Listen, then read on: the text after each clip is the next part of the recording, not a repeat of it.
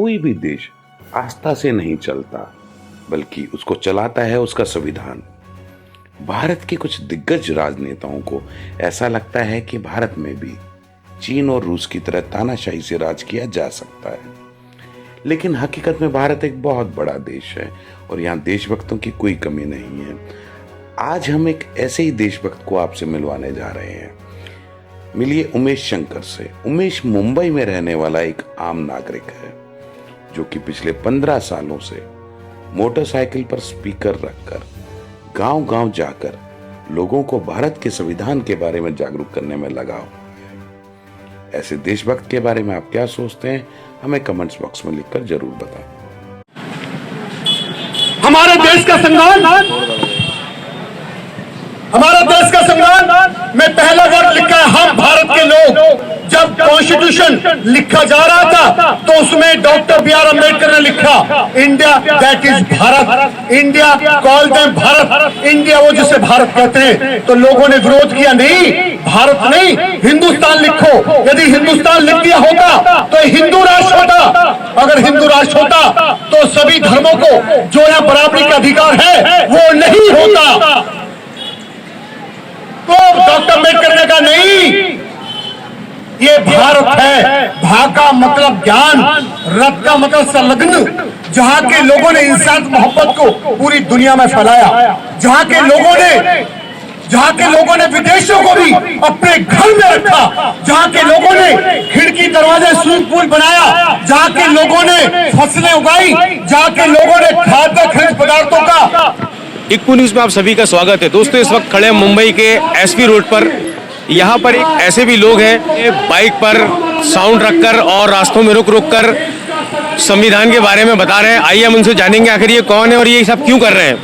आइए जी जी बहुत बहुत शुक्रिया सर। मैं रोकना चाहूँगा आप लोगों को, ये बंद कर दीजिए।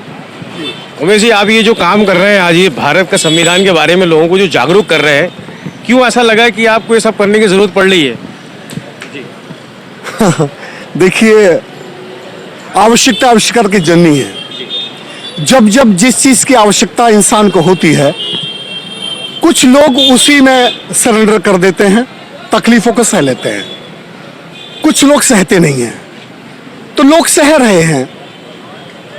कम से कम मैं सहने वालों में नहीं रहूंगा और ये ठान लिया कि जिस संविधान के बदौलत हम आजाद हुए।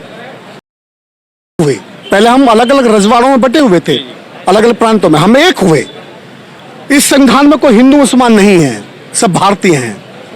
उसी संविधान पे जब जब आंच आएगी तो ये उनको जिम्मेदारी लेनी होगी जो संविधान के बदौलत आजाद हुए हैं।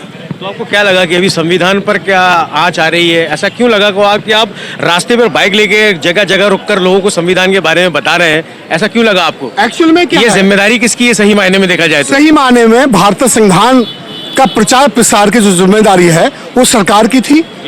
सरकार को स्कूल कॉलेज में बताना पढ़ाना चाहिए था संविधान। फिर संवैधानिक संस्थानों की दायित्व था। संवैधानिक पद पे जो लोग बैठे हैं ये उनका दायित्व था। संविधान जो था वो पुलिस चौकियों में लगना चाहिए था, पुलिस स्टेशन में लगना चाहिए था। चौराहे पर जो लोग मूर्ति लगा रहे हैं वो संविधान की कॉपी लगनी चाहिए थी और लोगों को पढ़ाना चाहिए था।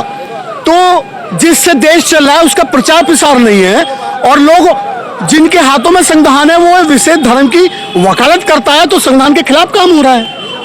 अगर देश में हम एक वोट है, एक आधार कार्ड है, एक राशन कार्ड है, तो शिक्षा में धंधा क्यों है? अमीर गरीब के स्कूल अलग क्यों है? तो ये मैंने समझा तो शोषण है संविधान का। तो इस एकता को बनाए रखने के लिए हमारा मुख्य उद्देश्य है, अगर देश में इतना बदलाव आ गया कि अमीर गरीब के अगर स्कूल एक हो गए तो फिर गरीबों के बच्चे पढ़ पाएंगे। तो आपको क्या लगता है ये जो रूलिंग सरकार है, जो संविधान के बारे में लोगों को नहीं बता रही है, जिनका फर्ज बनता है लेकिन वो काम नहीं कर रहे हैं, क्या कहेंगे रूलिंग सरकार को आप? नहीं, अभी तो सरकार को डर लगने लगा है और वो संविधान की बात भी करते हैं, डॉक्टर अम्बेडकर की बात करते हैं, लेकिन जब तक सही हाथों में संविधान नहीं होगा वो लागू नहीं होगा। ये गलत हाथों में संविधान है, वो लोग बहकाएंगे। जैसे इन्होंने पहले मंदिर मस्जिद के नाम पे बहकाया, लोगों को लड़ाया खूब और मरे भी लोग बहुत, लेकिन अब इन्होंने सोचा संविधान के प्रति लोग जागरूक हो रहे हैं तो संविधान का नाम लेने लगे। पहले अम्बेडकर के बारे में लोग बात नहीं करते थे और वो अम्बेडकर को अपने आदर्श मानने लगे। तो ये नाम लेके बहकाने का काम कर रहे हैं, लेकिन मैं सोचता हूं कि ये लोग बहके नहीं और सही हाथों में संविधान पहुंचे। अच्छा, ये कितने सालों से आप ये काम कर रहे हैं, आप लोगों को जागरूकता के लिए जगा रहे हैं? 14-15 साल हो गए। जी। तो ये आप कहाँ से निकलते हो, कितने बजे तक, ये क्या क्या करते हैं आप, दिन भर की जर्नी क्या है आपकी? मेरी दिन भर की जर्नी है। जब से कोरोना है, कोरोना के पहले मैं हजारों गांव में यही काम कर रहा था, और जो वहाँ चौपाल जो जुए के शराब के अड्डे बन चुके हैं गरीब बस्तियों में, उनको पुस्तकालय के रूप में हमने डेवलप कराया काफ़ी जगह। और कोरोना लगने से मेरी मीटिंग्स बंद हो गई, इन्होंने पाबंदी लगा दी। अपनी तो बड़ी बड़ी रैली करेंगे और जब हम जैसा आदमी काम करेगा तो कोरोना है। तो कोरोना के नाम पे भी लोगों ने अपने आप को सत्ता में लाने के लिए अपनी आज़ादी तो पाई, दूसरों को नहीं दी। तो कोरोना के बाद में मेरा खाना का जो सहारा था, क्योंकि मैं मांग कर चलता हूँ, लोग मुझे देते हैं, मेरी मदद करते हैं। तो मैं कोरोना के से मैं फरदीन खान हीरो हैं, उनके यहाँ पे असिस्टेंट अकाउंटेंट हूँ, और दिन में तो मैं ड्यूटी करता हूँ, लेकिन रात को 2 घंटे या तो मैं सो जाऊँ या मैं जगाऊँ। अच्छा, हमें जी जानना चाहेंगे अभी 2024 में आने वाले जो प्रधानमंत्री किसको देखना चाहते हैं आप, राहुल गांधी या फिर से नरेंद्र मोदी या कोई और? देखिए, यहाँ इंसान कोई बुरा नहीं है, हालात और परिस्थितियां इंसान को बुरा बना देती हैं। अगर आदमी ऐसा है जैसे उसके अंदर से अगर चाहो तो वो इंसान बनने की हर समय उसके अंदर गुंजाइश रहती है। तो मैं सोचता हूं कि प्रधानमंत्री कोई बन जाओ, राहुल जी बन जाओ, मोदी जी बन जाओ, या और कोई तीसरा आ जाओ, लेकिन उसके वो जीने का उद्देश्य समझ जाए। वो ये समझ जाए कि जीवन प्रधानमंत्री में नहीं है, जीवन बदलाव में है। अगर बदलाव के लिए जो भी काम करेगा वही इतिहास के पन्नों में दर्ज हो जाएगा, और लोगों को बरगलाने बहकाने के लिए काम करेगा, ठगने के लिए काम करेगा, सत्ता में बने रहने के लिए करेगा। तो गद्दाफी का हाल आपने देखा, सद्दाम हुसैन का देखा, श्रीलंका में आपने राष्ट्रपति का हाल देखा। तो जनता जब जागेगी ना, तो इनको छुपने को जगह नहीं मिलेगी, रहम की भीख मांगेंगे। तो मेरे सरकार बनने बनाने से कोई फर्क पड़ने वाला नहीं है, कोई भी आ जाओ, जब तक संविधान का प्रचार प्रसार नहीं होगा और सही लोगों के हाथ में संविधान नहीं आएगा, तो वो जिनके हाथों में संविधान होगा वो अपनी नीयत का खोट नहीं बताएंगे, लेकिन संविधान में खोट बताएंगे। अच्छा, देश की जनता को क्या मैसेज देना चाहेंगे आज 2 लाइन में? देश की जनता को 2 लाइन में मैसेज में देना चाहता हूं कि हर अच्छे काम की शुरुआत आप ये उम्मीद ना करें कि कोई और करेगा, आपको स्वयं चलना होगा। जैसे भगत सिंह, सुखदेव, राजगुरु ने सोचा था कि कोई नहीं लटकेगा फांसी पे, हम लटकेंगे, और क्रांति होगी। क्रांति हुई। तो हर अच्छे काम की शुरुआत आप लोग खुद करें। ये मांगने वाला हाथ देने वाला बना दें, जिनको भी जिता के भेजें उनका आप खाएंगे पिएंगे नहीं। अगर आप उनको खुद सपोर्ट करके लड़ाएंगे तो फिर वो आपके कुत्ते बनेंगे। अगर आप उनका खाएंगे तो आप उनके कुत्ते बनेंगे।